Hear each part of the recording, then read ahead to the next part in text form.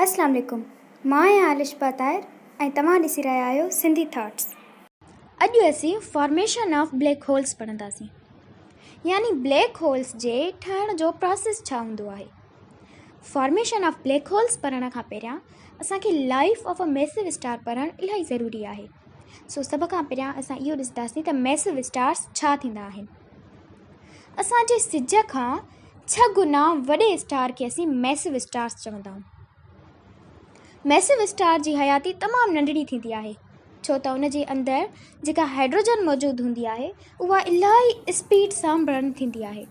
50 खां 100 मिलियन सालनि खां पोइ उन स्टार जे अंदरि हाइड्रोजन न ई बचंदी ऐं उन वक़्तु छा थींदो आहे, उहो स्टार पंहिंजी ओरिजिनल साइज़ खां 1000 टाइम्स वॾो थी वेंदो आहे, जंहिंखे असीं सुपर जायंट चवंदा आहियूं। जीअं जीअं वक़्तु गुज़रंदो वेंदो आहे उहो सुपर जायंट कमज़ोर थी वेंदो आहे ऐं ॿाहिरें एटमॉस्फेयर जो प्रेशर बर्दाश्त न ई करे सघंदो, जंहिंजे करे उहो हिकु वॾे धमाके सां तबाह थी वेंदो आहे, जंहिंखे असीं सुपरनोवा था चऊं। सुपरनोवा जे वक़्तु स्पेस में इलाही सारी रोशनी थी वेंदी आहे ऐं स्टार जे अंदरि मौजूदु सभु गैसिस हली वेंदियूं आहिनि।